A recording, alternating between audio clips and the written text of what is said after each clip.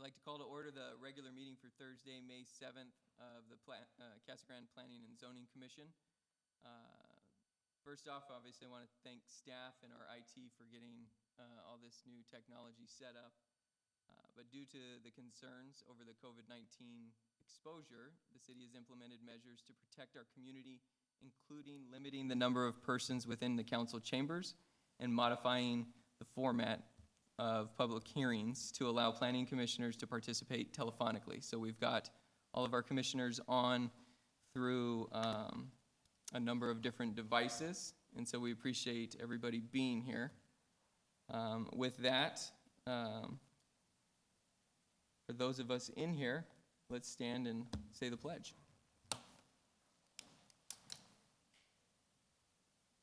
I pledge allegiance to the flag of the United States of America and to the republic for which it stands, one nation, under God, indivisible, with liberty and justice for all.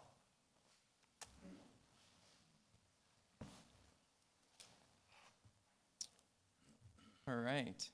And Linda, would you please call the roll? Yes. Member Estrada?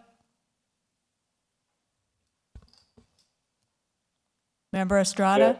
Here? Yes. Muted. Member Snyder? Present. Member Anderson? Here. Member Dugan? Member Tucker? Here. Vice Chairman McBride? Here. Chairman Miller? Here. Thank you. Next agenda item would be approval of the minutes. Did everybody get a chance to review the minutes from last meeting? Yes. Yes. Yes. Mr. Chairman, if a motion is in order, I'll move to approve. I have a motion to approve the minutes from last meeting. Mike, I'll second. A second by Member McBride. Any discussion? Hearing none, all in favor say aye. Aye. Aye. Aye. Aye. Aye. Motion carries. Mr. Voice votes on that, or? Mr. Chair, we miss item C, changes to the agenda. Oh, yeah, Can sorry. we go back to that for a second? Yeah, I was gonna get to that next. I made a note here, but I didn't realize I jumped it because of my note, so I apologize. So, do we have any changes to the agenda? So, Mr. Chair, a couple things. One is I just want to note that due to the COVID-19 situation, where we have to limit the number of public into the chambers here, we are televising these proceedings over our Cox Channel 11 and on our website through the internet to allow the public to at least watch the proceedings, and we have the ability for the public to enter the chambers on an item-by-item basis to testify if they are interested in testifying during a public hearing. So I just wanted to let everyone know about that change. Also, I'd like the commission to consider moving item E, elections, to the end of the agenda, maybe to just before item G. And the reason I would suggest that is, in the case that we might elect a new chair, it'll make the meeting run smoother if the chair is present in the room. So what I'd like to suggest is we move that so that we ensure that we have an existing chair in the room to manage this particular meeting.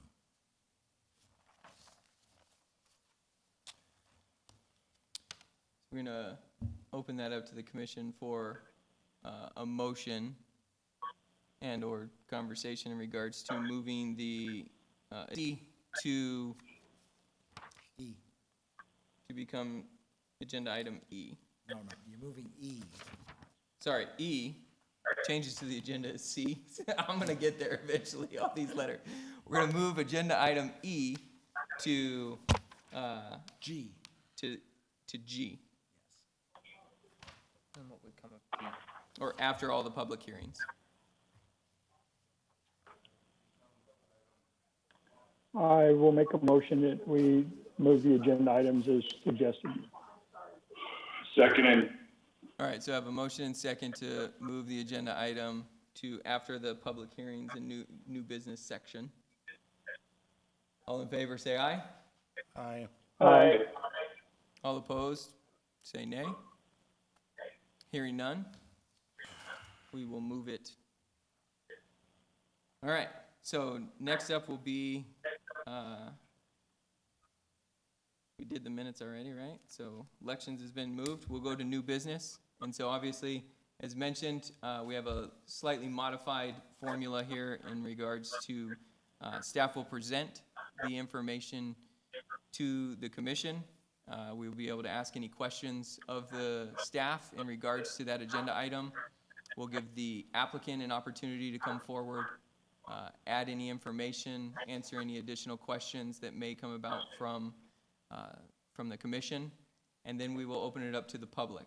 And at that time, we will allow the public to come in, making sure we meet our numbers within the facility, and but give everybody an opportunity to ask any questions of either staff and or the applicant, and then we will bring the appropriate parties back up to answer any of those questions. So with that, we'll move forward with the first item, public hearing and consideration of a request by Arroyo Grande Holdings LLC for a conditional use permit, DSA 20-00064.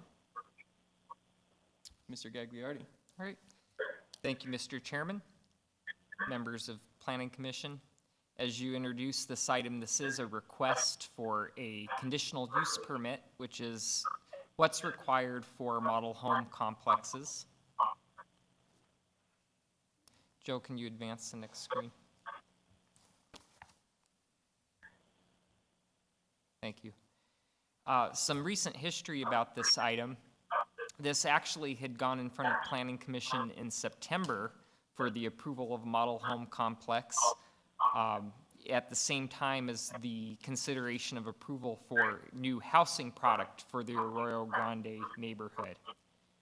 In January of this year, a new final plat was approved by City Council. It reduced the subdivision by 5 lots, replaced those 5 lots with retention tracks to accommodate a revised drainage report, and it also had introduced phasing.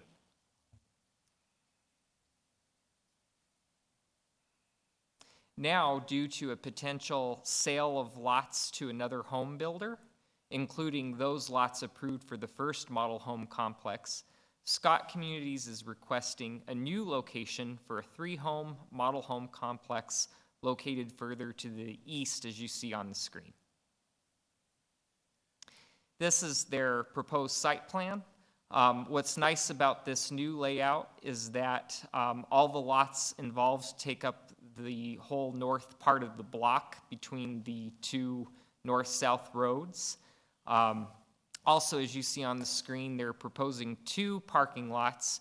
The one towards the west on the left-hand side is the construction parking lot, and then there's 2 lots involved that have been incorporated to include a temporary sales parking lot. These 3 homes are what are being proposed for their model homes.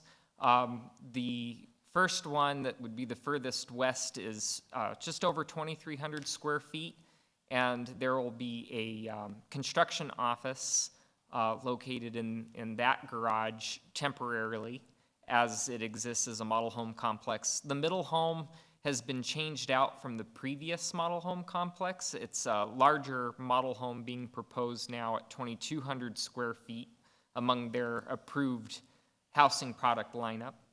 And then the home furthest to the east will be a 1,700 square foot home, and that's where the sales office will be located. In lieu of the garage door, there'll be a temporary facade to accommodate that sales office, but then it would be converted back to a functioning garage at the end of the model home complex's use. When conditional use permits are reviewed, it is subject to these following criteria that you see on the screen. And it's gone into further depth within your staff report, but I just want to talk about the two highlighted items. The first being that the proposed use will have no adverse effect upon the abutting property.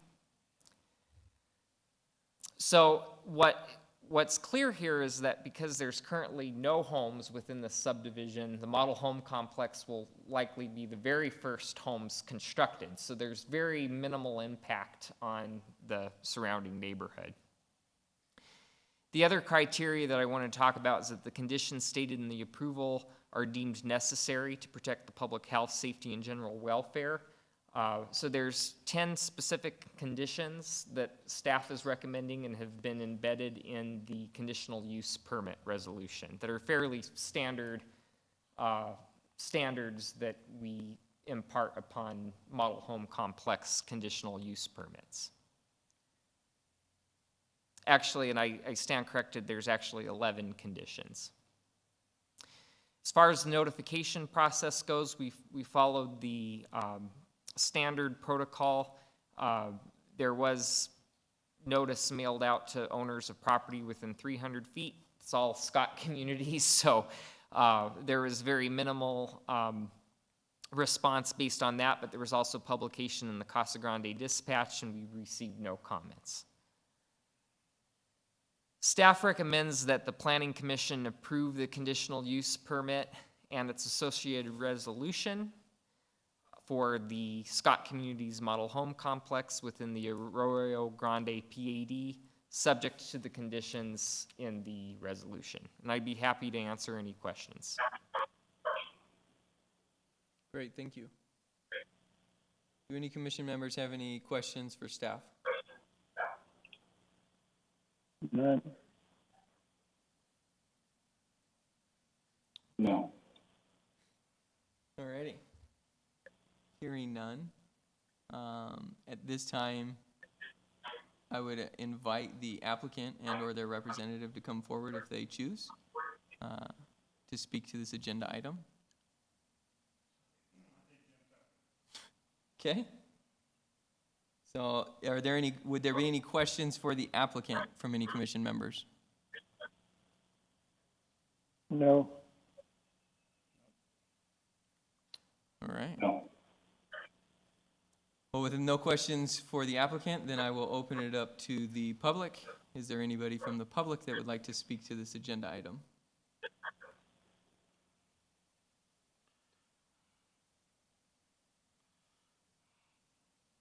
Take it they're not here for this one. Okay. Then I will close the public portion and bring it back to the commission.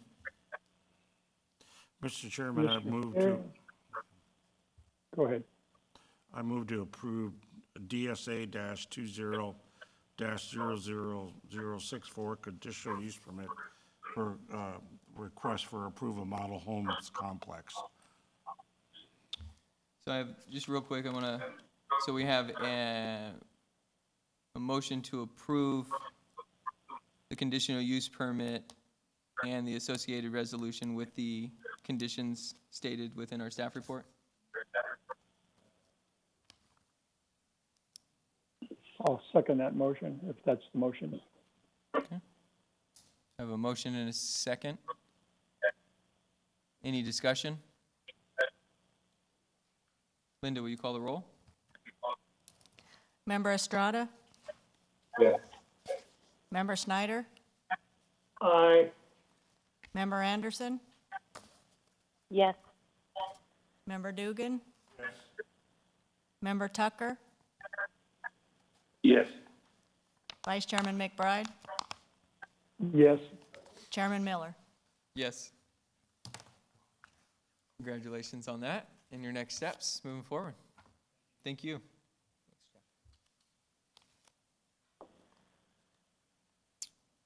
All right.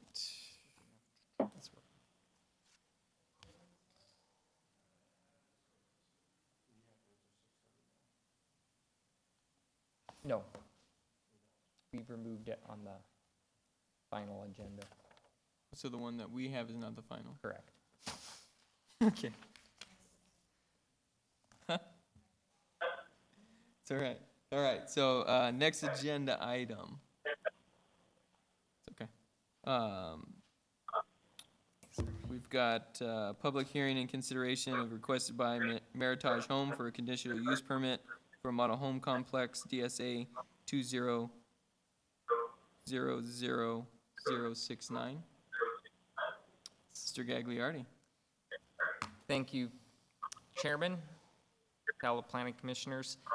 This is yet another model home complex, which is processed through the submittal of a conditional use permit by Meritage Homes within the Mission Royale family community. A little bit of recent history. Back in January of 2020, Planning Commission approved the housing product for Meritage Homes to apply to parcels 4, 5, and 6B within Phase 3 of Mission Royale. This is within the family community, all located south of Early, involving a total of 491 lots. Currently, they are making improvements to Parcel 4, and soon there'll be issuance of building permits for single-family homes within Parcel 4. Tonight, there's a request specifically to build a model home complex within Parcel 6B off of San Marino Loop. This model home complex would also include a sales office, basically for the purpose of selling and showcasing their homes. The model home complex is specifically located at 314 and 318 South San Marino Loop. You see the locations popped in on the screen there for you. And also on the screen you see their two proposed homes for the model complex. Here's a site plan to show you basically the layout there. It's going to be located at the corner of Alonzo Drive and San Marino. The first home is just over 2,300 square feet, and there'll be my understanding is there'll be a construction office temporarily located in that garage. And then the other home right at the corner is 1,600 square feet, and in lieu of the garage, there'll be a temporary sales office. And of course, those offices will be converted back to functioning garages at the end of the life of the model home complex. One of the things that's unique about this specific model home complex is that they're not proposing an attached temporary parking lot. Normally, you'd see a parking lot immediately adjacent to the homes that's laid down with DG. They have agreement to use the parking lot directly across the street that's associated with the Mission Royale family community pool complex. When reviewing conditional use permits, they have to meet these 5 criteria, and the staff report goes into more detail on how these 5 criteria have been met, but I want to specifically talk about the 2 highlighted items. The first item is that the proposed use will have no adverse effect on the abutting property. This is considered to have minimal impact because the conditional use permit itself resembles single-family homes. They'll ultimately be single-family homes, and it's for the intention and purpose of building out the neighborhood. There will be temporary fencing to help limit customers to the sales area to avoid conflict with the public sidewalk. And then there's other specific conditions to help mitigate any sort of anticipated adverse impact. And that leads to the next criteria, that conditions stated in the approval are those deemed necessary to protect the public health, safety, and general welfare. There have basically been 9 conditions embedded into the resolution that help address that concern. As far as the public notification, there was notice published in the dispatch more than 15 days prior to this hearing. We also sent notice out to owners of property within 300 feet, as well as contacting the HOA via mail. And then there was a sign posted by the applicant on the subject site. I have the date wrong there. It wasn't wasn't later this year. It was April 21st. I apologize for that typo. and we do have an affidavit to that effect on file. There have been no comments provided at the time of the preparation of this presentation, and staff recommends that the Planning Commission approve this conditional use permit and its associated resolution for the Meritage Home Complex. And I'd be happy to answer any questions. Thank you. Do we have any questions for staff? I'm good. None? Okay, no questions for staff. At this time, then I would invite the applicant and/or their representative to come forward if they so chose to speak to this agenda item. No? No? You're available for any questions, though. Okay, so we have the applicant is present if we have any questions for the applicant.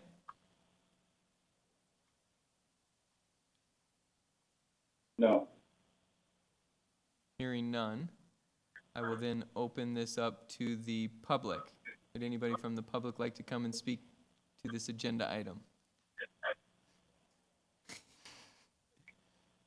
Seeing nobody come forward, then I will close the public portion and bring it back to the commission. Mr. Chair, I'd like to make a motion to approve conditional use permit DSA 20-00069, its associated resolutions. Second? So I have a motion and a second. Any discussion? I'll only ask for clarification in regards to, does the motion include the following conditions attached in our staff report? It most certainly does. Thank you. And the second is in agreement with that? Yes. Excellent. With that, Linda, would you please call the roll? Member Estrada? Yes. Member Snyder? Aye. Member Anderson? Yes. Member Dugan? Yes. Member Tucker? Yes. Vice Chairman McBride? Yes. Chairman Miller? Yes. Congratulations and thank you.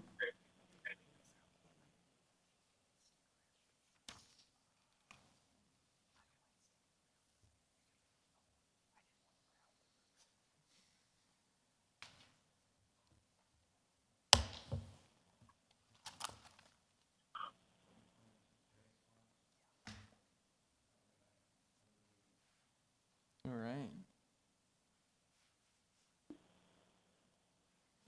Thank you, Mr. Gagliardi. Enjoy your evening. All right, next agenda item. Public, oh, yeah, you're good. Public hearing on a request by Utopia, Arizona. DSA 20-00046, major site plan to create a boat and RV storage facility.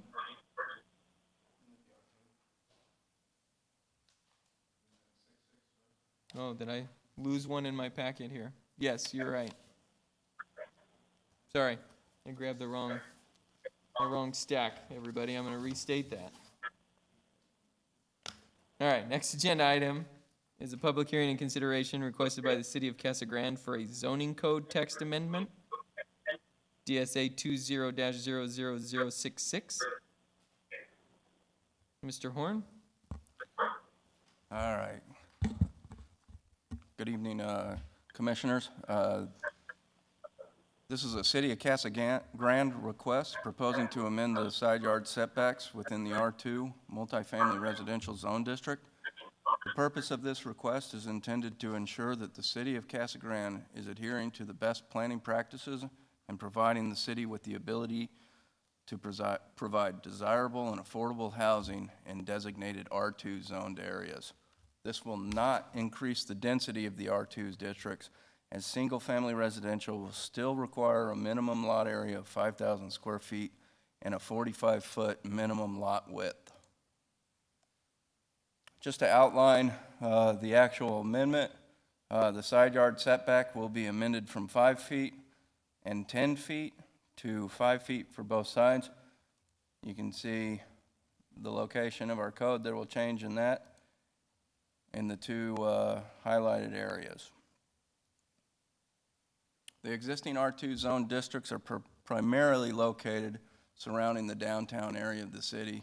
You can see them located here. There are a few smaller outskirt R2 districts. They shouldn't be impacted by this change as they are all relatively built out, except for Francisco Grande, but we'll be seeing a zone change on that upcoming. So here it is overlaid on the zoning map. You can just see kind of how it fits into all the surrounding zonings. So a little bit of history on it, and this is kind of back to the future zoning. In 1964, the zoning code required a total of 10 feet for side yard setbacks, but it did allow flexibility in how you used that 10 feet. So you could do a 5 and 5 or a 3 and 7. Then in 1975, the zoning code amended it to 5 feet on each side. In the 1987 rewrite of the zoning code, the single-family residential setbacks were most likely erroneously omitted from the R2 zone district. They discovered that error, and in 1988, they redid the zoning code, was amended to match the R1 setbacks. This imposed that no side shall be less than 5 feet and at least one side be 10 feet. Hang on one second, Mr. Horn. Are we still live here? I'm just saying, I can't see. Yeah, I was gonna say the green surround is not being shown on our slides anymore, and so. Oh, that's probably, the commissioners probably can't see that. Commissioners, can you still see the screen? No. Okay. We're gonna I'm fix sorry. that real quick, sorry. That was my fault. I was gonna say, the little green Now- surround went away. What happened to it? All right. All right, You want me to run through that pretty quick? sure. I'll do a Cliff Notes version. You guys all heard most of it, correct? All right. So there's the request. You can see here is where we are amending the code to the 5 feet only, striking the 10 foot on the side, and then also striking the text in the bottom of that table. You can see the zone districts are highlighted here, located primarily surrounding the downtown area. Its relationship to the zoning, the surrounding zoning is shown here. And then that's the rundown of the history. And now we're all caught up. So the setback concerns we see with the 5 and 10 is regarding the lot width. R1 zone district, which is matching our setbacks now, has a minimum lot width of 70 feet wide. The R2 district has a minimum lot width of 45 feet. This translates to a house in the R2 zone placed upon a 45-foot wide lot being limited to 30 feet in width. This leaves builders in a difficult position to emphasize any architectural features, especially if you're adding a 2-car garage. That would leave the home only 12 feet of frontage to the street for architectural features. So the opportunities we see with this change is enhanced architecture, as mentioned before. It would help drive new homes being built on existing vacant lots, specifically for the south side, west side, and east side neighborhoods. And then the ability to create a more vibrant and active downtown area. Additionally, there is a proposed 26-acre, 112-lot subdivision south of the downtown area being proposed or in talks right now. The completion of this project would provide an affordable new home option straddling the downtown area and the industrial area and facilitate in the revitalization of the downtown and surrounding areas.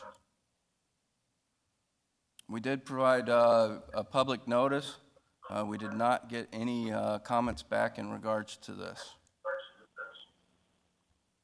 And then, in conclusion, staff recommends the commission forward a favorable recommendation to the mayor and city council for adoption of DSA 20-00066 the proposed code text amendment to side yard setbacks in the R2 multifamily residential zone districts.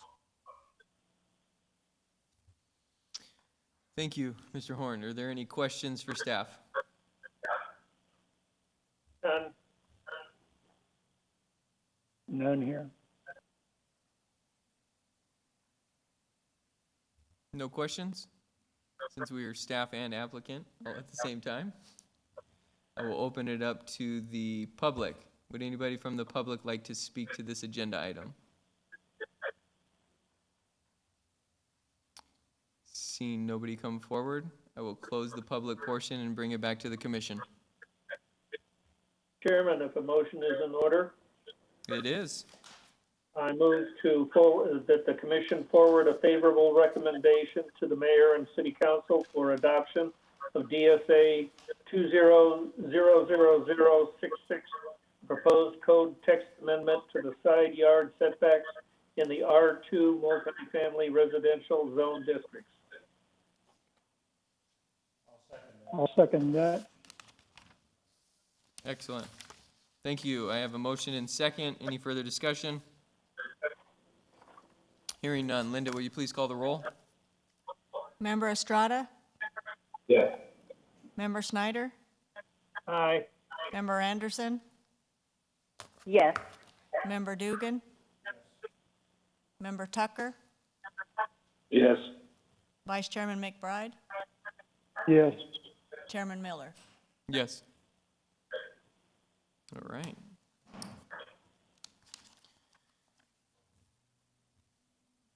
Next agenda item will be now we will get to public hearing on a request by Utopia, Arizona, DSA 20-00046, major site plan to create a boat and RV storage facility.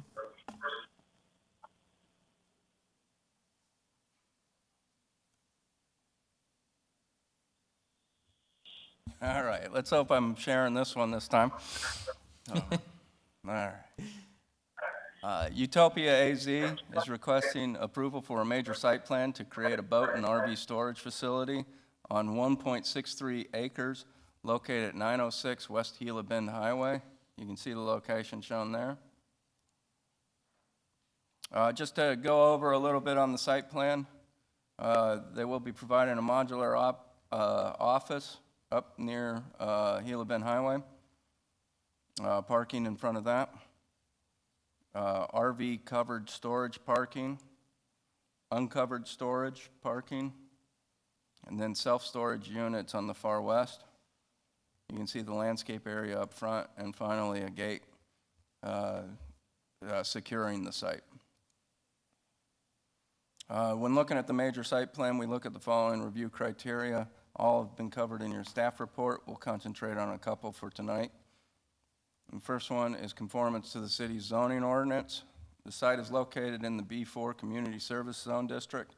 The RV storage has been granted a similar use ruling to RV Sales Center, which is a permitted use within the B4 Zone District.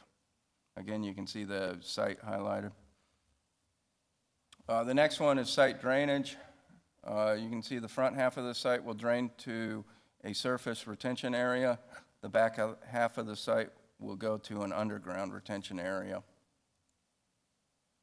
And finally is screening. There's an existing 8 to 10 foot block wall on their eastern boundary. They will continue that block wall and paint it around the north, the west, and the south side of their project. Notification efforts for this request met or exceeded those requirements set by the city code. We did a published notice. We mailed notices within 300 feet, and there was a sign posting on the site. We did not receive any inquiries or comments in regards to this site. In conclusion, staff recommends the commission approve DSA 20-00046, a major site plan to create a boat and RV storage facility with the following technical corrections. Indicate on the major site plan a trash container pickup location meeting requirements of the city sanitation. And then the second one is indicate the on-site development permit, or indicate on the site development permit the fire flow available for the property, and it shall be measured at 20 PSI residual, and all automatic gate requirements per the fire code. Do we have any questions? None here?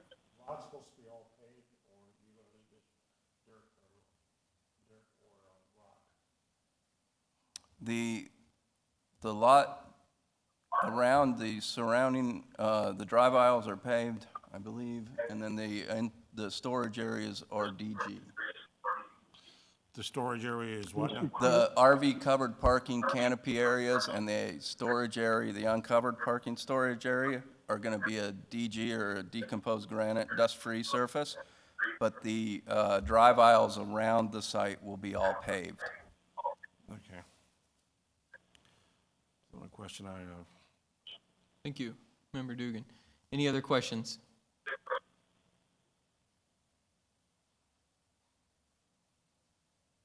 Hearing none. At this time, then I will invite the applicant and other representative. Please come forward, state your name and address for the record. Hi, Nicole Postman with On Point Architecture, 1341 East Fairfield Street, Mesa, Arizona, 85203. Thank you for having me tonight. I don't have any comments. Joe did a good job of covering the project. If you have any questions for me, I can answer Great. them. Well, thank you for being here this evening. Do we have any questions for the applicant? None here. None here. So apparently no questions, but thank you for joining us this evening. We appreciate it. So at this time, then, I will open it up to the public. Would anybody from the public like to speak to this agenda item?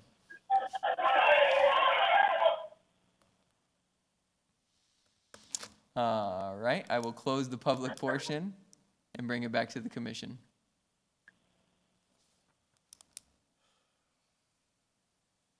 Mr. Chair, I would like to make a recommendation for the commission to approve DSA 20-00046, major site plan to create a boat and RV storage facility with the listed conditions and also the technical corrections. I'll second that motion. I have a motion and second. Any discussion? Hearing none, Linda, would you call the roll, please?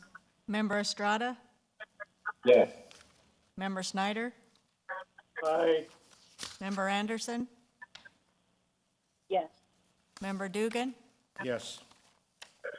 Member Tucker? Yes. Vice Chairman McBride? Yes. Chairman Miller? Yes. Congratulations.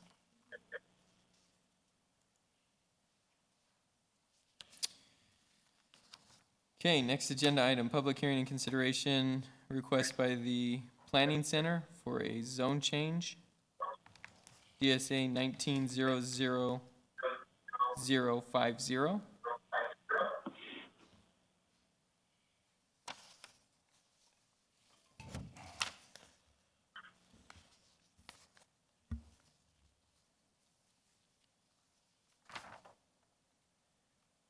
We're just waiting on the applicant to come into the council chambers. Yep.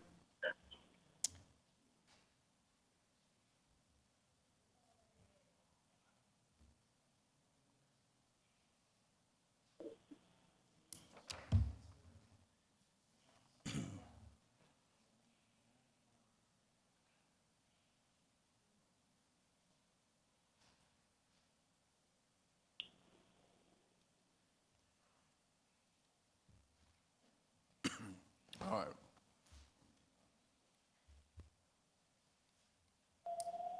We ready? All right. Sanitize the podium for Linda, whoever else wants this. Taking extra precaution here, and right? Excellent job here by staff. Joe, is there another PowerPoint? Is this for me? Okay.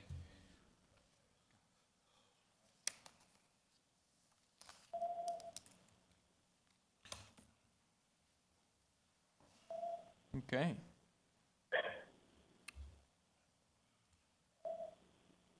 All right.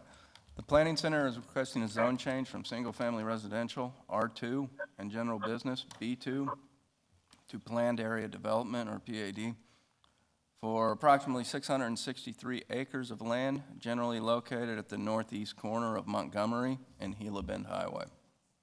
You can see the location shown here. You can see the existing zoning that we have right now. The front, or the south portion is B2. The north portion is R2, or residential. The property is home to the existing 9-story Francisco Grande Resort Hotel, restaurant and events facility, and an 18-hole golf course. 47 acres of the property are owned by the city of Casa Grande and currently being leased by the applicant for the soccer fields and training complex at the Grande Sports World facility, which is home to the Barca Soccer Academy and ASU Prep campus. The remaining acres are largely vacant. A change in the zoning from the B2 to the R2 to PAD is requested to provide for a multi-use, mixed-use development consisting of high-density residential, commercial, office, hospitality, and recreational campus with the intention of promoting education and healthy lifestyles in a unified campus-like setting. Utilizing the basic parameters of the R2 and the B2 zones, this PAD will provide development regulations and design guidelines that facilitate an effective mix of housing, commercial, recreational, educational, and multi-use opportunities and ensure a quality design that can protect the integrity of the surrounding area. Shown here is a conceptual land use map. You can see the blue areas are the recreational campus areas, the purple areas are hospitality, the red areas in the southeast corner, or southwest corner, excuse me, are the multi-use, and then the northwest corner is office and commercial shown in orange, with the center being the residential area shown in yellow surrounding the golf course for the most part. When looking at the PAD, we look at the following review criteria. Again, all of it's been covered in your staff report. We'll concentrate on some key issues for tonight's presentation. The first one is conformance to the city's general plan. So Francisco Grande is located in the community center land use category. Appropriate land use, among others, include higher density residential development and transit-ready vertical and horizontal mixed-use commercial, retail, and residential developments. Density is allowed at between 4 and 20 dwelling units per acre. This PAT is proposing 4,000 units. Over the 663 acres, that ends up being a total density of 6 dwelling units per acre. The maximum density for any individual area of the PAD are capped at the 20 dwelling units per acre per the general plan guidelines. So staff finds that the proposed PAD is in compliance with the 2020 general plan. The next item we'll cover is conformance to the city's zoning ordinance. As a guide to reviewing the PAD zoning, the staff uses the 2003 residential PAD design standards. Those standards do have a section for exceptions as well. So Planning Commission and City Council may find that departure from the standard is warranted for a project based on specific circumstances.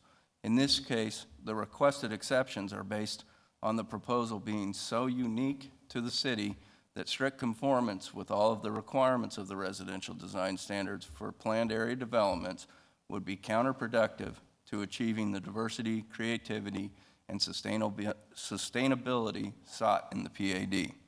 In addition, council may alternately approve the use of some unlisted requirements upon finding that those unlisted requirements will achieve the desired diversity objectives. So in the case for this PAD, the applicant is requesting the following departures and exceptions from the residential design standards. In the far left column, you can see the residential design standard. The middle column will be the proposed standard, and then the far right will be the existing zoning standard. So the first one is they're requesting a 5,000 square foot minimum lot size for They're single-family residential, which matches the R2 standards, but doesn't meet the 6,000 square foot required in the PAD design standards. The next one, for every lot less than 7,000 square feet, an equal number of lots shall be greater than 8,000, is the standard for the residential design standards. This PAD is still just requesting the 5,000 square foot minimum lot size. The next, in regards to the standards, is the PAD design standards is 55-foot minimum lot. The R2 standards, or existing zoning, is 45-foot wide minimum lot. For this, they're proposing no minimum lot width. It would be based on the setbacks and the width of the product. This will provide them the ability to provide more unique and creative architectural designs within that area. Next, we'll go down to the setbacks. The current residential design standards is side yard must have one 10-foot and the other be 5 feet. This proposed amendment was asking for 5-foot side setbacks.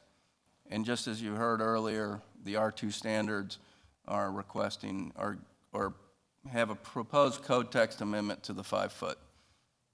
The other setbacks they're requesting to be changed is the front yard.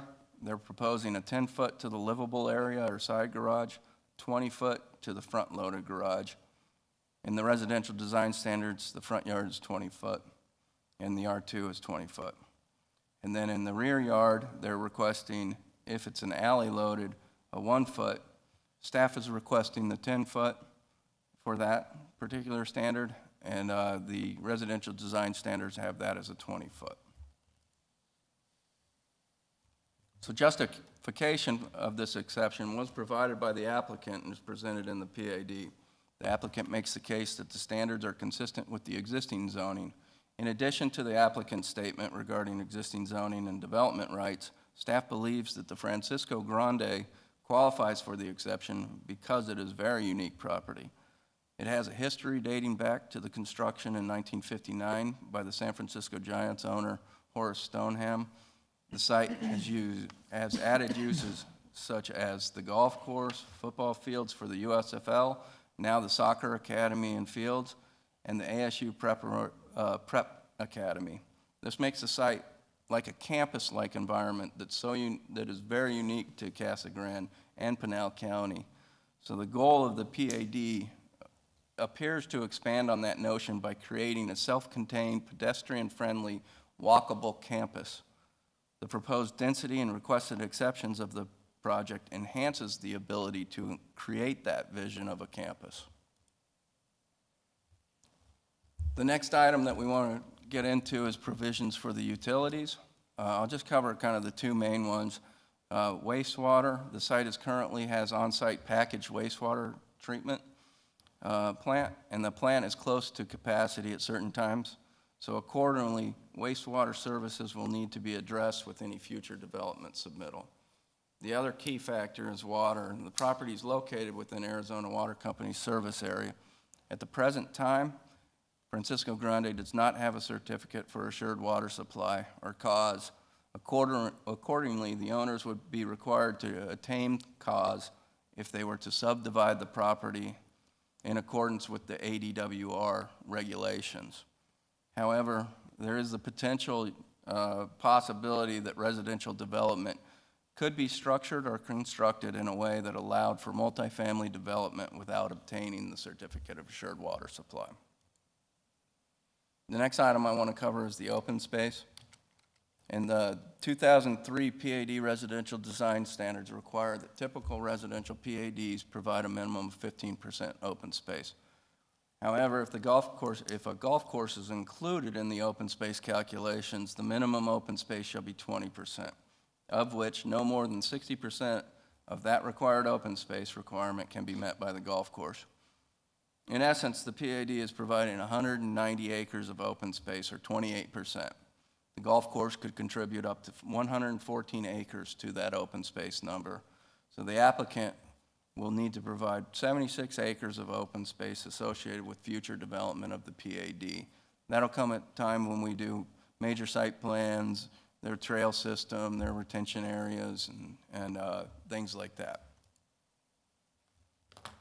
So notification, public hearing notification efforts for this request met or exceeded the city code. They included published notice, mailed notice to properties within 300 feet, and sign posting by the applicant. We did get quite a few inquiries and calls on this. Many were just general inquiries, wondering what's going on. Most were pretty excited that something was happening. We didn't receive any opposition for this, and we did receive one letter and an email in support from 2 surrounding property owners. So in conclusion, staff recommends the commission forward a recommendation to approve DSA 19-00050, a zone change from single-family residential, R2, and general business, B2, to planned area development, PAD, with the following technical revisions. Amend the rear setback if alley loaded to 10 feet for both dwelling unit and garage. Remove the private design review committee language from the zoning document, and amend page 53, Exhibit K, to read Exhibit L. Any questions or comments? Mr. Chair, I have one. Go ahead, Member McBride. Yeah, I was curious if the applicant had any problems, questions about changing the 1 foot to the 10-foot setback? Can we hold that for the applicant? Yeah. Right now, we're just going to do staff questions. And then we'll let Okay. the applicant come forward. Thank you. I have a main question that, it's a great project and everything. I really like to see it go, but I have a big problem. I don't think the city of Casa Grande is not addressed. I've been down here since 1981, and since 1981, this area has been under 2 to 3 feet of water. You haven't done anything to change that. The Benedict feedlot, they had to release 25,000 head of cattle out in the desert, and the water district hasn't done anything to that canal to change anything and everything. So what are you going to do for flooding, and why would you want to build more house in an area that floods? It flooded in 1983 and it flooded in 1993, and we're in a drought situation now. Most droughts end in a flood. So what has the city of Casa Grande done to make sure that this area doesn't flood again? So we did look at the flood zone areas, and so on the map that it's shown in front of you, you'll see like the residential areas and the campus and the hospitality areas are within the 500-year flood area, which doesn't require any special circumstances or building standards. If you look at where the multi-use, the office and commercial, and where they're placing the golf course, that is all in the 100-year flood zone, and there would be building standards that would be required to build in that area that would you would have to raise the minimum floor elevation 12 inches above wherever the designated flood zone area is. But it's been flooded in 1983 and 1993, that entire area. So your 500-year plan doesn't abide by that. So there's nothing has been done to correct that situation. So, Member Dugan, I think part of it, since it's privately owned land, it's technically on the landowners to handle the flood situation within their own property. And so there's not much that the city can do about somebody's personal property flooding. That's the property owner's problem, right? So the city of Casa Grande is going to allow them to put in an area that's guaranteed to flood? Isn't that not acting correctly and letting them build homes on a flood zone? So at the time of construction, though, go in front of the city and make sure that their standards were met for building within a flood zone. But we're not at that moment right now. We're just talking about the PAD amendment. We're not talking about what future development will actually be, what it'll look like, and what standards they'll have to meet at that time. But doesn't every plan, even this plan, has to have a flood plan before we can even approve this? So, Mr. Chair, Member Dugan, a couple things regarding the impact of flood hazard areas on this property. First, the applicant, I know, has done an in-depth study of the flooding characteristics of this property, and so I'm sure the applicant can address that to a certain degree. But I'm just going to give you more of the global environment and context for building within flood-prone areas, okay? So there's three areas that we map as flood hazard areas. It's the 500-year floodplain, no regulations there. What you can build in the 500-year floodplain, just like you're building in a non-flood area. Those are the federal regulations, the state regulations, and the city regulations. The next level of flooding is the 100-year. Portion of this property is in the 100-year. There's actually two 100-year zones on this. One is the AO zone, where we don't actually know the depth of the flood level. We know it floods, but we don't know how deep, because it hasn't been studied enough to know the depth of the base flood. And there's the A zone, where the depth of the base flood is known. So essentially, we know how much is underwater at the 100-year storm event and the extent of that. Both the federal, the state, and the local city regulations allow construction in the 100-year floodplain. What we require is that the first floor elevation of any structure built in the 100-year be elevated 1 foot above the base flood elevation. That's standard across the country. Again, those are federal, state, local rules. So yes, you can build in the 100-year floodplain. We have to design the structures so the structures don't flood. Can we flood? Well, we can build parking lots that can flood, open space that can flood, landscaping that can flood, all of that. What we want to do is make sure we protect health and safety of the persons in the building and the property from any damage. The buildings have to be designed to do that. As far as modifying, making any modifications to limit flooding, as the chair has noted, property owners are allowed to go through a process called a CLOMAR, conditional letter of map amendment, and a LOMAR, a letter of map amendment, where they study the flooding of their property and they propose modifications to lessen the flooding on their property. Those modifications can't push the floodwaters onto others, though. But they can do things like retain floodwaters in a certain area to allow more development in a certain area. So you can go through a process of doing modifications to your own property to limit the flooding, as long as those modifications do not increase the flooding on adjacent properties. That's kind of the global rule. But the city has no intent of going out to do and make modifications on private property to change the flood characteristics. That is a private responsibility for each property owner. There is a method and a process for that to occur, but there's also a method and process for allowing development in 100-year flood areas.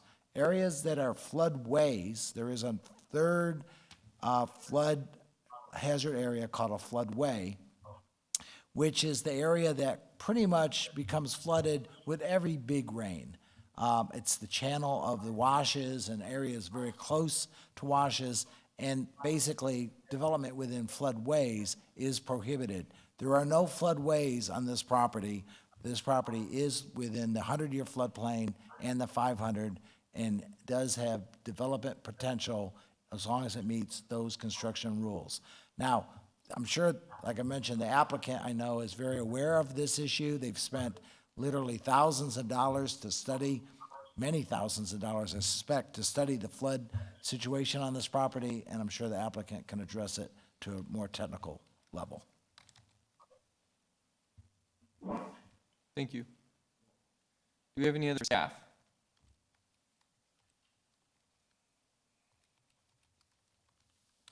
Hearing none, then I would invite the applicant and their representative to come forward. Please state your name and address for the record.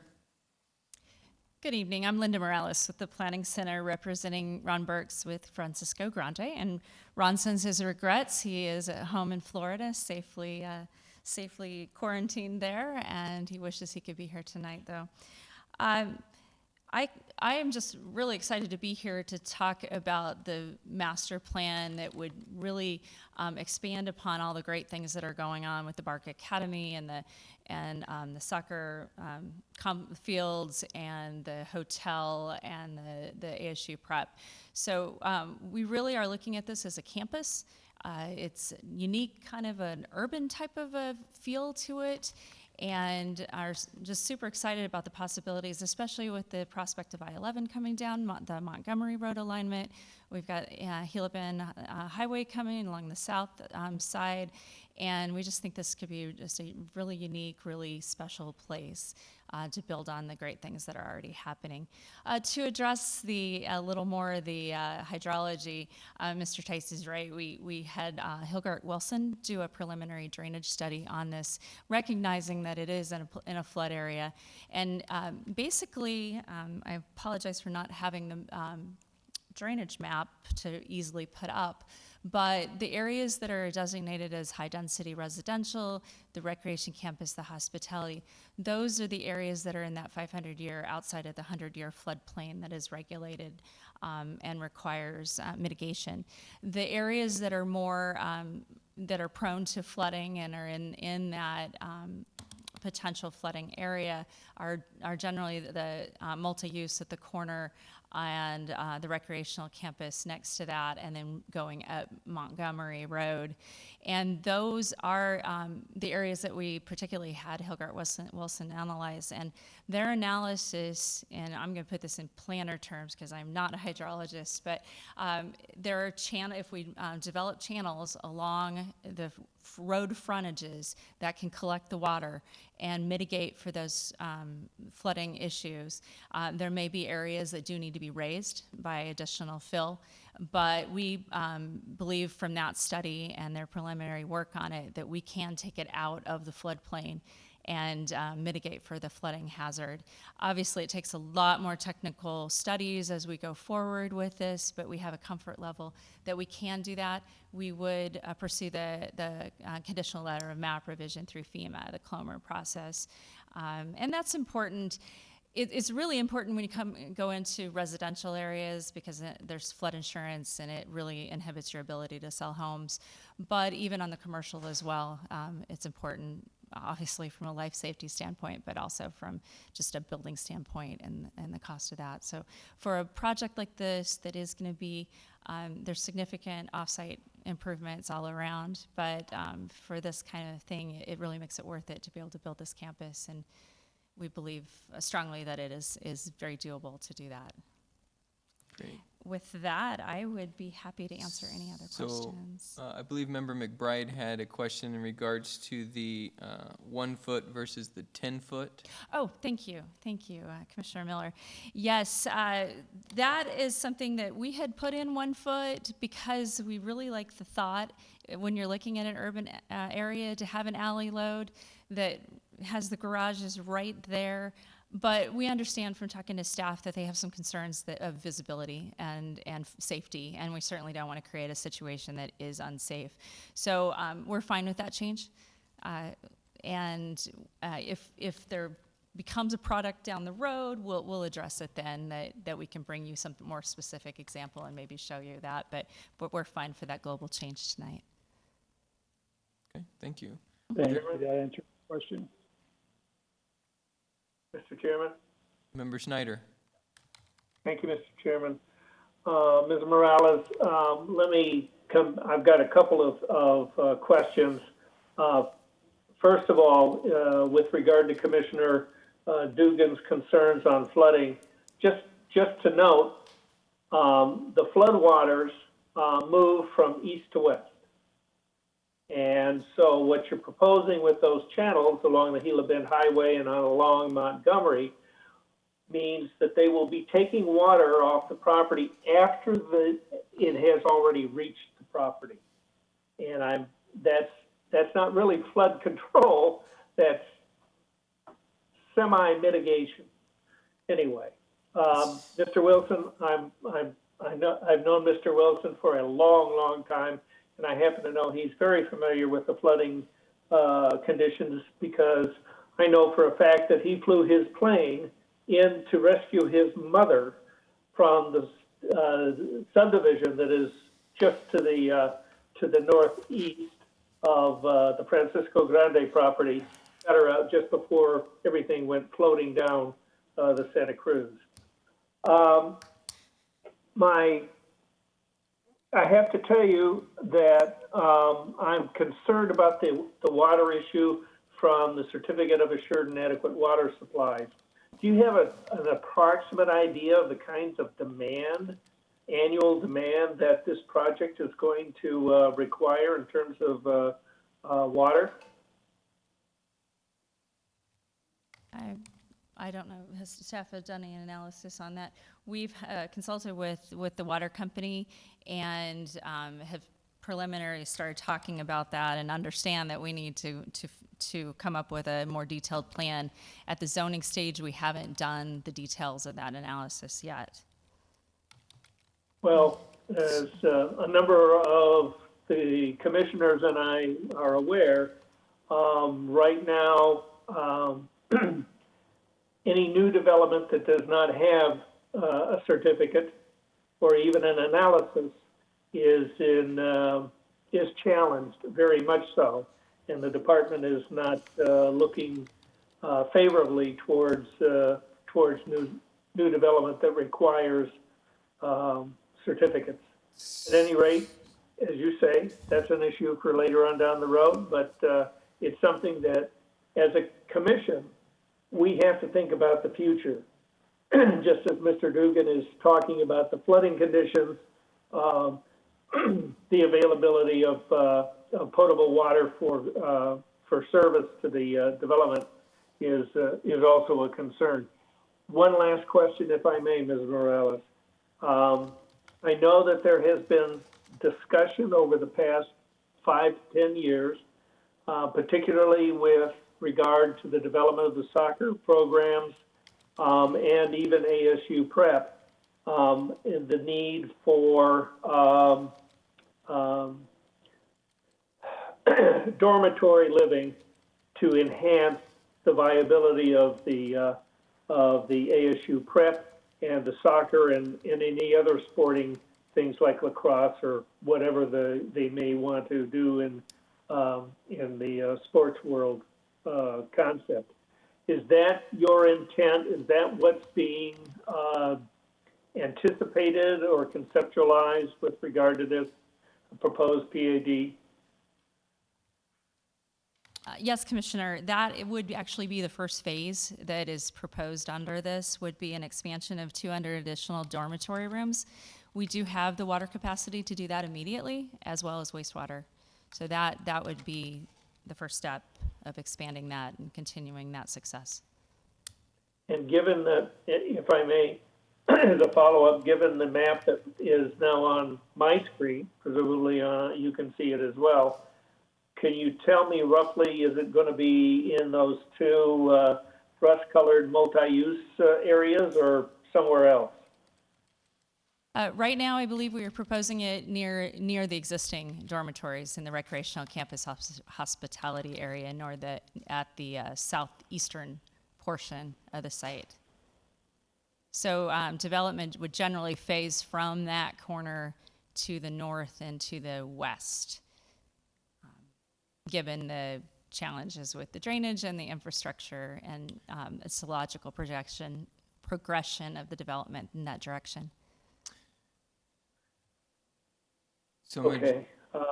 do we have any other questions pertinent to the zoning change on this agenda item? I have a question. I only have one, but first of all, I think it's a beautiful project and plans and everything. It's great. I spend a lot of time at Francisco Grande for dinner and so forth. But, you know, like I said, I've been here since '81. I've seen the place underwater twice, and it just ruined everything. I want to know this. Now, you know that it flooded in 1983, because I told you in 1993. And let's say you start developing this area here, and you know it flooded and it's underwater, been there twice, and they haven't done anything to correct it. So if your mom and dad were going to build a home right there, would you let them build a home right there in the flood area that knew knowingly that there was at least 2 feet of water in there in 1983 and 1993? You let them build that? Would you let them build there? Commissioner Dugan, I would not unless there was actually a plan in place and an engineer has said that they have taken it out of the floodplain, which would be the intent here. And I would assume would be the city's requirement that we, before we do subdivision plats, that we can show that we are safe and that we are providing something that will not flood. And if they didn't require that, then you wouldn't let them build there, correct? Correct. We would not be able to sell homes generally in that 100-year floodplain. That's not to say that people don't build homes in 100-year floodplains, but subdivisions and the multifamily and the financing that's required and everything else that goes into building in these times are going to want you to have proof that you've taken it out of that floodplain and that it's safe. And I wasn't here in '83. I moved to Arizona in '84, but I do remember the '93 floods. And yeah, it's devastating, and we don't want to see homes taken out, and we don't want to see life safety compromised. But we do believe from those studies, and that was the first thing that Mr. Burks really did was commission that drainage study and make sure that there was a solution for that. And it's not going to be cheap, and it's not going to be immediate, but we do have developable areas that are safe now outside the 100-year floodplain that we can develop now, get a start, and then as the phasing progresses toward those areas that need that mitigation, we'll be prepared to do that. Okay. Any other questions for the applicant?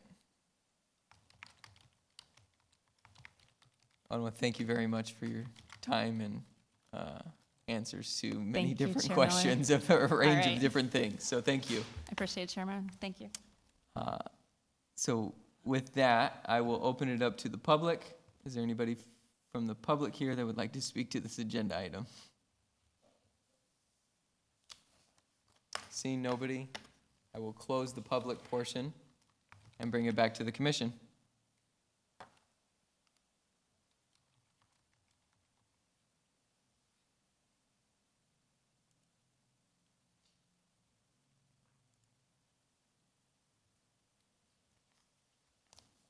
Mr. Chairman, I'd like to forward a recommendation of approval for DSA 19-00050, a zone change from single-family residential R2 to general business B2 to planned area developed PAD with the listed technical revisions. I'll second. Thank you. I have a motion and a second. Any discussion? Hearing none. Linda, would you please call the roll? Member Estrada? Yes. Member Snyder?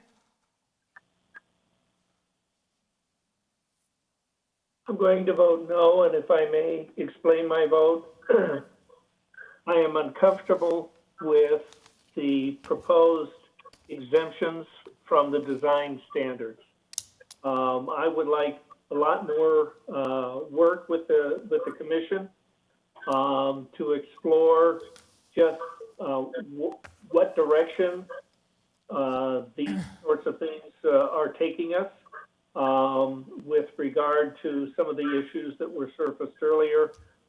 I don't, quite frankly, I don't feel comfortable moving forward with this proposal, this zoning request at this time. Thank you. Thank you, Member Snyder. Member Anderson? Yes. Member Dugan? I just can't see unless you come before me with some kind of plans, what you plan to do for the flooding, because I am not going to allow this kind of, what I've seen, the damage that's been done there. I just can't vote for this, so I'm going to vote no. Member Tucker? Yes. Vice Chairman McBride? Yes, and I'd kind of like to give an explanation for that also. My reason for yes is I've seen what they've done with communities after the floods. I was working with the Sheriff's Department during the floods of 81 or 83. Out in that area, I closed all the roads down personally, down State Route 84. I worked in the Maricopa area. I've seen what they've done to the Maricopa area with all of their hydrology studies and movement of water. And, you know, we won't see the end results, I'm sure, until we get another one of those type of floods. But I have trust that it's going to be made to where it will be safe later on, but that's going to be a decision that's put up to someone else after us. Chairman Miller. Yes. Thank you very much for your time and being here. Motion approved.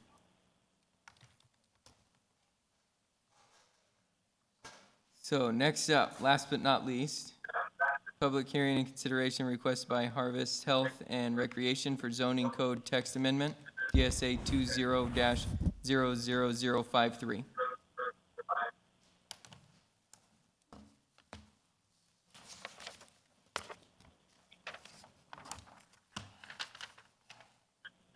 Thank you, guys. Have a good evening.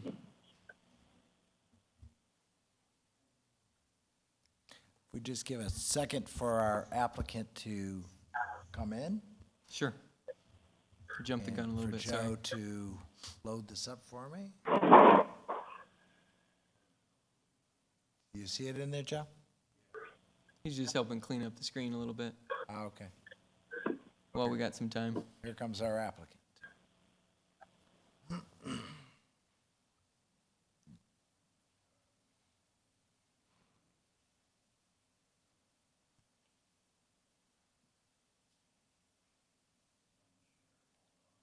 Yep.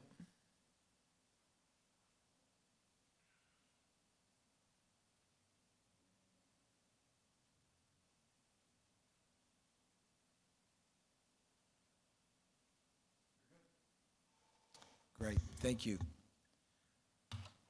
Mr. Chair, members of commission, this is a request to make an amendment to the zoning code regarding the operating days and hours allowed for medical marijuana dispensary. The request comes from actually the proprietor of the Harvest Dispensary. The applicant is Harvest Health and Recreation. Harvest runs and operates the one and only dispensary, medical marijuana dispensary in Casa Grande. By state law, Casa Grande is only allocated one dispensary.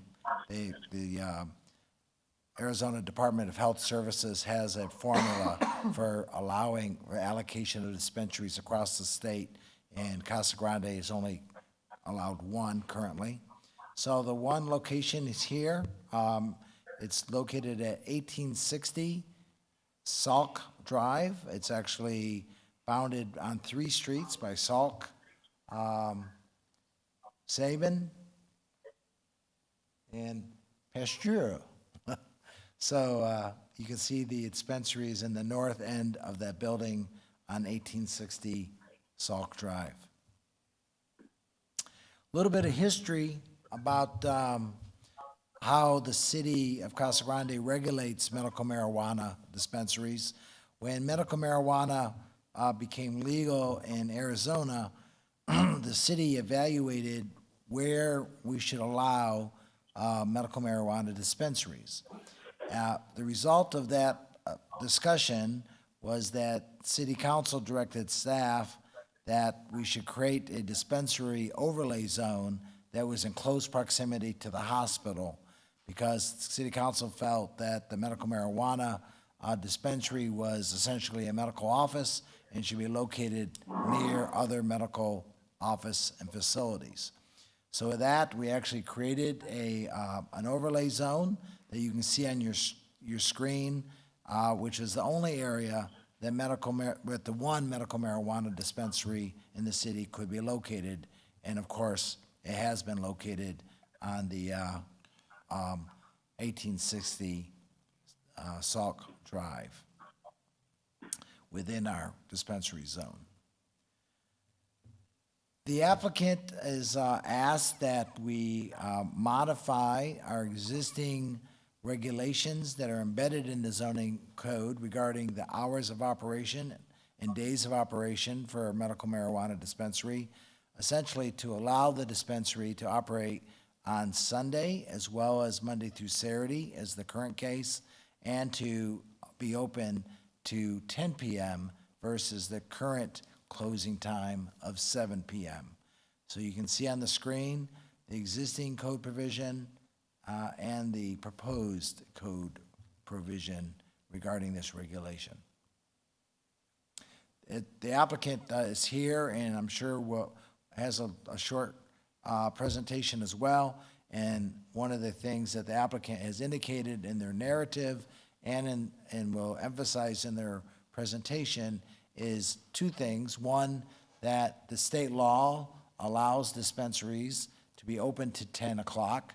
The regulations, the administrative code regulations do allow, and in fact require, dispensaries to be open a minimum of 30 hours per week, sometime between the hours of 7 a.m. and 7 p.m. They don't have to be open that whole time, but they do have to be open 30 hours a week between those hours. So that's the one point the applicant will make. And the second point the applicant will make is that many surrounding communities in the valley have now modified their hours to also go to 10 p.m. And so I'll let the applicant elaborate on that in just a moment. So this is a picture of the dispensary. It was Leaf Life, but I'm not sure if it was bought out by Harvest or, but now it's managed by Harvest and not Leaf Life. And the applicant can maybe tell us a little bit about that transition, if that's an important aspect for that. What we did, staff did run an ad in the paper for this zoning text amendment. We run what's known as a display ad. It's a little bit bigger than your normal agenda ad. So we ran a display ad. We received no comments. I did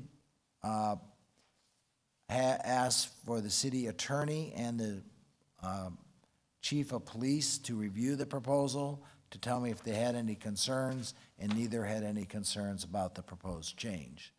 So with that, I'd be happy to answer any questions. Mr. Tice, I have a question. I would like to know, are any of the other businesses in that area, I know it's all medical type things, are they required to close at 7 o'clock right now, or are they allowed to be open whatever hours they please? Commissioner McBride, they would be allowed to operate whatever hours they deemed appropriate. There are no regulations that require them to be closed. Okay, so the only thing that's holding them back right now is the requirement that the city has set up at this time that they must close by 7 p.m., correct? That's correct. All right, thank you very much.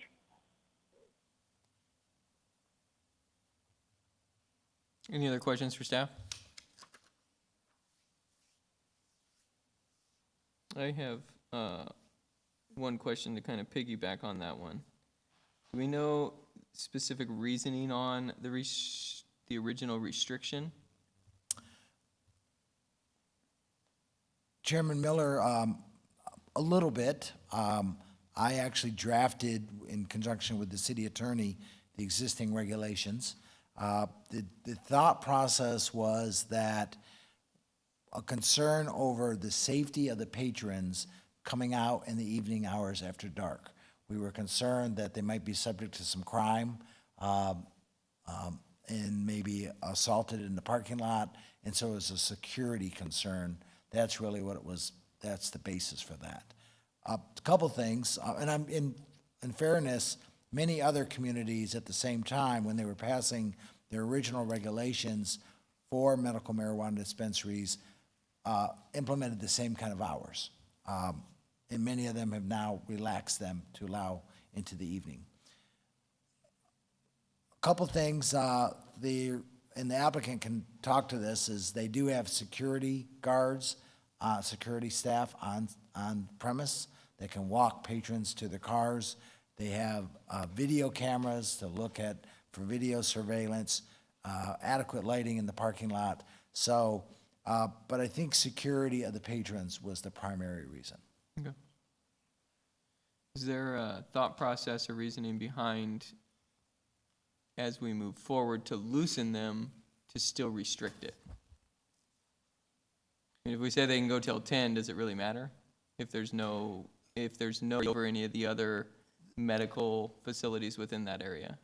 I believe the Arizona Administrative Code would prohibit going later than 10, would prohibit going, the applicant can, probably is more versed in that than me, but I did read the Administrative Code and read that they had to be open 30 hours between the hours of 7 and 10 in that time period. I don't know if the code allows them to go later than 10, the Arizona Administrative Code, but I suspect the applicant could address that for you. Okay. Chairman? Mr. Chairman? Member Snyder? Thank you, Mr. Chairman. To the point that Mr. Tice made and the questions about security, I do know that most banking institutions will not allow credit cards to be used to purchase marijuana and marijuana products because on a federal level, it's still illegal substance, and the banks and lending institutions don't want to get caught between the federal government and states on this issue. So these are cash transactions. I am, when the city first went through all of the discussions to create these, to authorize dispensaries, that was an issue, and depending on the level of business, we're talking substantial sums. I'm curious to know, Mr. Tice, what was the police department's specific response to the issue of extending the hours on the days that they're open? The chief simply stated to me that he had no concerns over the change. I don't know if he did like a crime analysis or, did a review of the reports for service, but I suspect he would have at least evaluated that, but he simply told me he had no concerns. And do we know if there have been any incidents involving customers in the immediate vicinity of the dispensary? I do not know the data for that, no, sir. Okay, thank you. No further questions. Commissioner, I have a quick question. Go ahead, Tammy. Member Anderson. Thank you. I was just wondering, to piggyback off the other question, let's see if we can get a clarification. Is it possible, if it does become a security risk for the city, can we realign their hours going forward? That was my question. Thank you. Commissioner Anderson, yes, we could.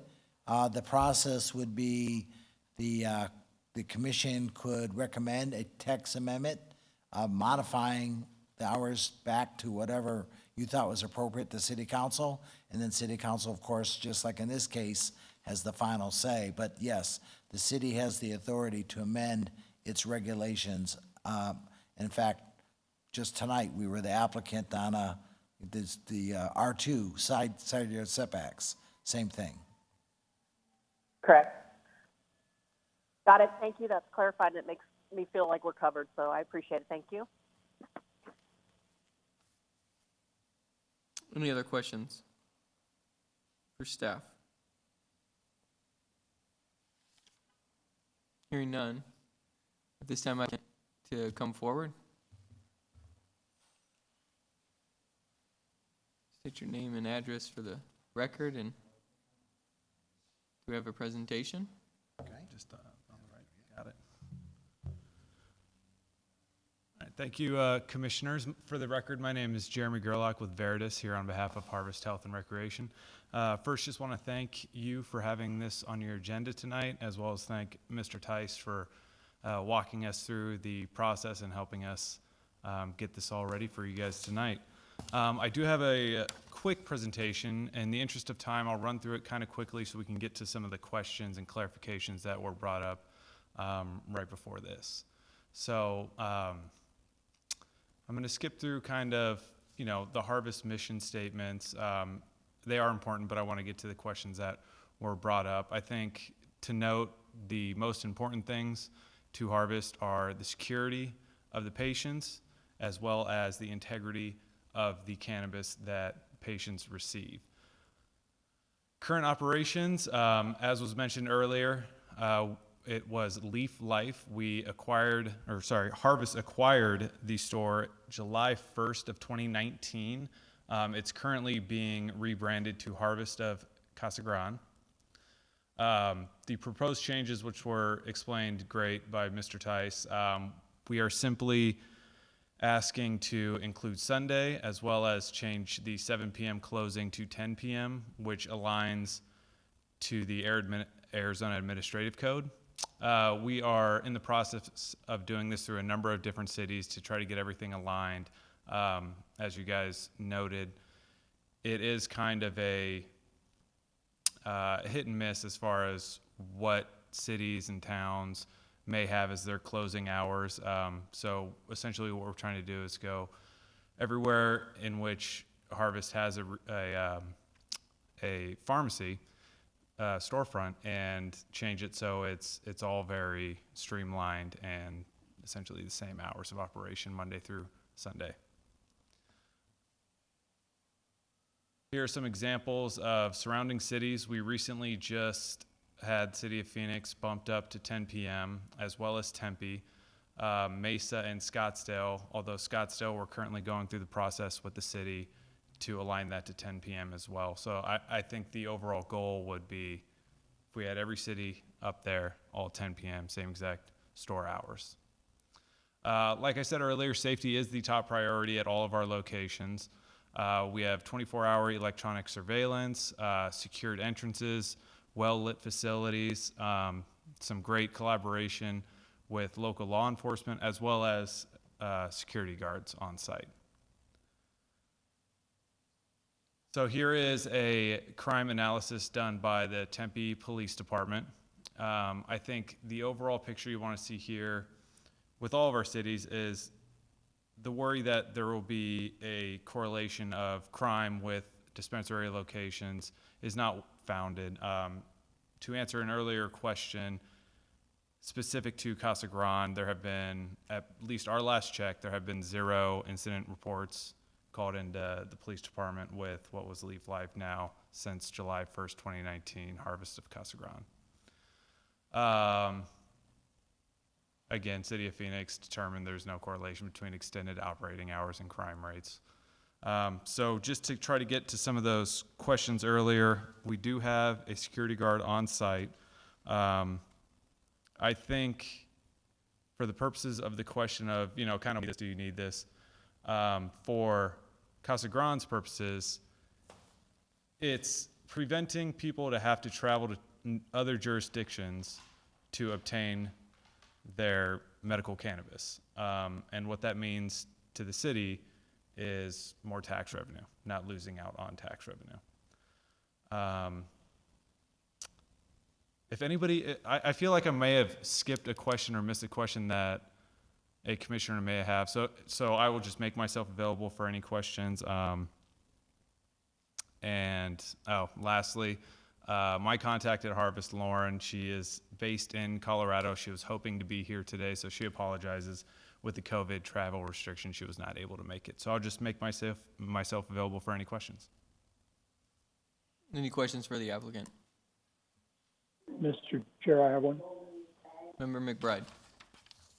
Yeah, I think this will just help to clarify it, sir. They were concerned with the amount of people being robbed as they're going in or out of the building. I'm guessing that it's fairly regulated how much someone can purchase at one time. It wouldn't be a huge amount, dollar amount, would it? I've never been in and purchased, and I don't know the pricing on those things, but I would assume it's not very much money at a time, is it? No, it is not. There are very strict limitations on what somebody can purchase, which is governed by state law. So to be a little bit not too sarcastic, you don't have people walking in with bundles of cash, walking out with bricks of marijuana or anything like that. Okay, I was fairly certain of that. I just wanted to make sure you couldn't go out of there with much anything anyways. Thank you for your... Absolutely.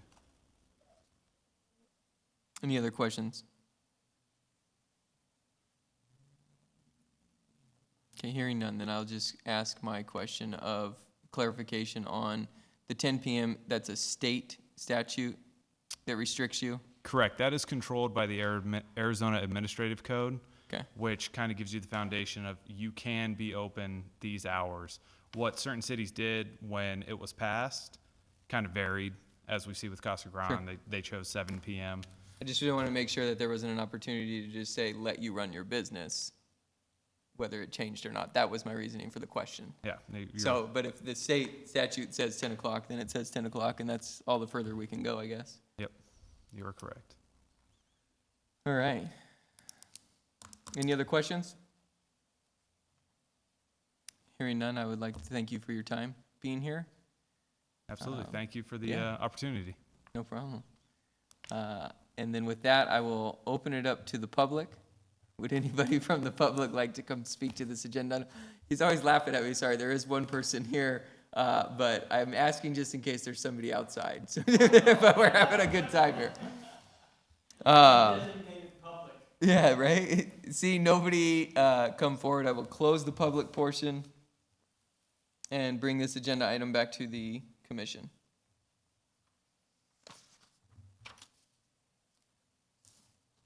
For some sort of recommendation towards mayor and council.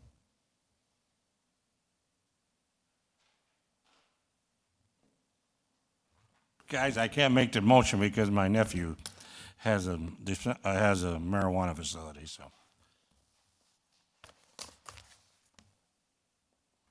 Do you need to recuse yourself? Can't make the motion. I have to be in conflict. I don't know. Only if you were to gain, only if you were to profit from this. Is everybody still there? Yeah, I'm still here. Okay, so with that, just making sure we haven't lost everybody.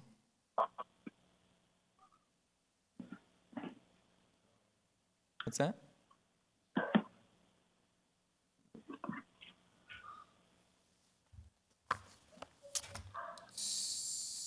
So, Just so loud. Mr. Chair, I'd like to make a recommendation, please. by all means. It's kind of a touchy situation, the whole thing, but marijuana is legal in the state of Arizona. It is for medical purposes. And I can't see how interrupting someone's business for just, our beliefs or our feelings and things like that would be in there. So I would like to forward a favorable recommendation to the mayor and city council for adoption of the proposed ordinance amending section 17.52.580 pertaining to the days and hours that medical marijuana dispensaries are allowed to operate. Thank you for that excellent motion. I believe we have a second from Fred. Yep. Thank you. Any discussion? Hearing none. Linda, will you please call the roll? Let me go ahead and start some discussion in case anybody wants to join in or they don't. Okay. Like I said, I have, distinct feelings against, or I shouldn't say against, about the use of marijuana, but the state of Arizona has deemed it legal. And, I think I have to put my feelings aside when it comes to something like that. So, I'm going to vote with the law and not with my feelings on this. I just want to make that very clear. Any other discussion? Hearing none. Linda, would you please call the roll? Member Estrada, Yes. Member Snyder, Aye. Member Anderson, Yes. Member Dugan, I'm going to abstain because there are families in the marijuana business. Member Tucker, Yes. Vice Chairman McBride, Yes. Chairman Miller. Yes. Motion approved, or well, that motion was approved, so good luck at council. All right. Next up now, because of the changes to the agenda, will be the elections. So, at this time, Are we open to make nominations, sir? I'm just double checking because our director is, I think, taking care of a few administrative things. We're good? All right. So we are good to go ahead and move forward with the next agenda item for elections. I would open the floor for nominations for chair, for the chairperson. Mr. Chairman, I'd like to make a nomination for chair. That would be Mr. Miller, who sits in that center seat. I'd like to propose that.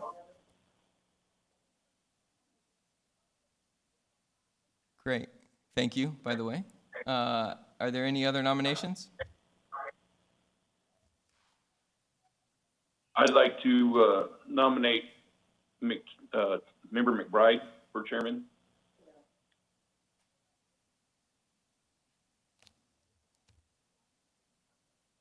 Great. Thank you. Are there any other nominations?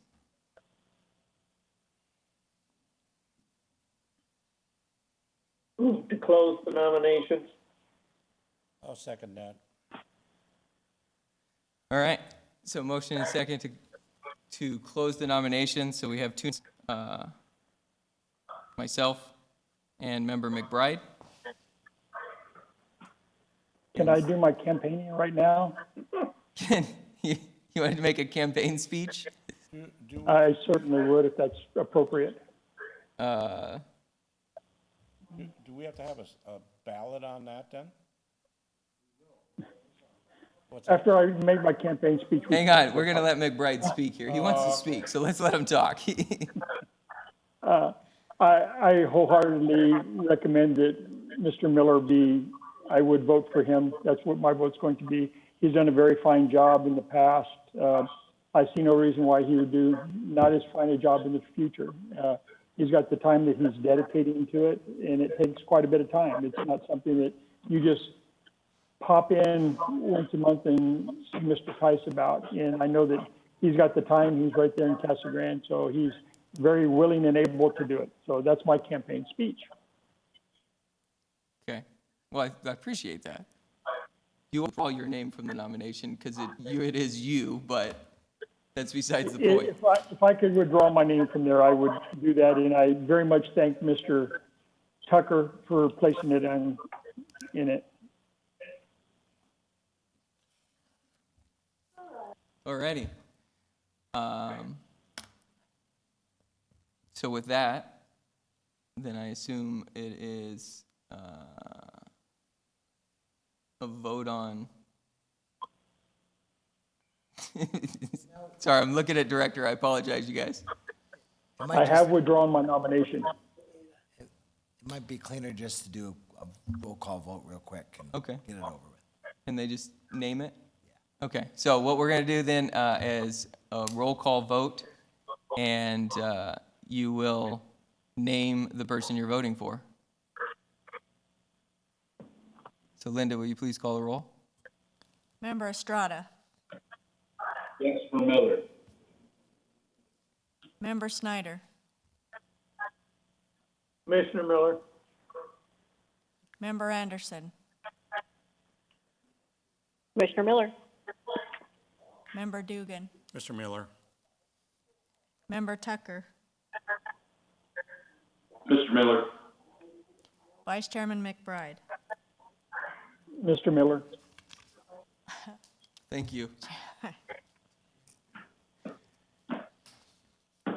All right, so next, No victory speech. no, we're gonna keep this moving. I appreciate your words though, McBride, and everybody's votes, obviously. So next up, I will open up the floor to nominations for vice chair. Mr. Chairman, I would nominate Mr. McBride.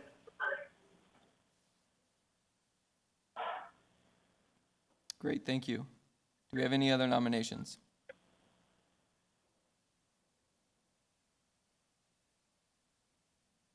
I move nomination closed. A motion to close the nominations Second. and a second. So with one nominee on the ballot, I'll just do a aye vote. So all in favor for McBride to continue as vice chair, say aye. Aye. Aye. Aye. All opposed? Hearing none. McBride, we're in it again together. Oh, boy. And with that, we will move on to the next agenda item, which would be reports by the planning director. Mr. Chair, I've given away my agenda. Do I have any reports on my agenda? We have a minor site plan administrative approval Sorry, I have, for the Casa Grande Regional. Okay, one moment, let me get a copy. Yeah, you got a couple things.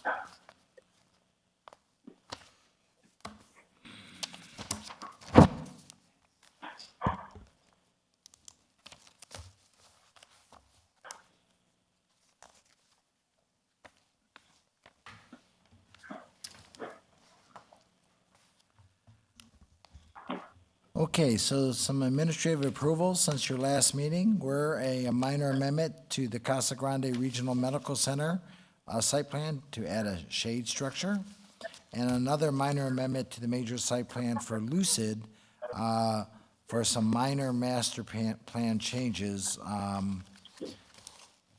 Joe, do you want to summarize what those were for us?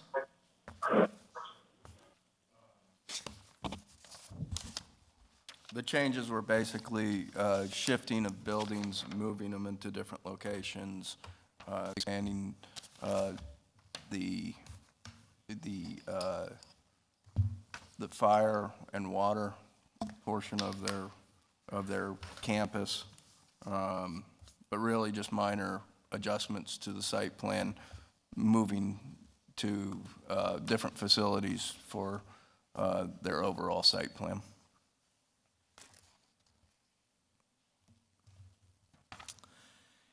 And so, no Board of Adjustment decisions, no City Council decisions on Planning Commission recommendations. We did forward the Commission our monthly Development Center reports. I will note that our single-family home permits for April were down about 30% from April of 2019. So compared to last April, they were down. We don't know what that trend looks like long-term. We're monitoring it closely. I can tell you that building permits year-to-date, because we were having a really good year, are about 251-ish. So for the year already, we had a number of permits, but currently we were trending downward. So we'll continue to monitor that for you. And that's, Great, thank you. Any motion to adjourn? Move to adjourn. Second. Heard. All in favor, say aye. Aye. All opposed? Aye. Hey, Paul.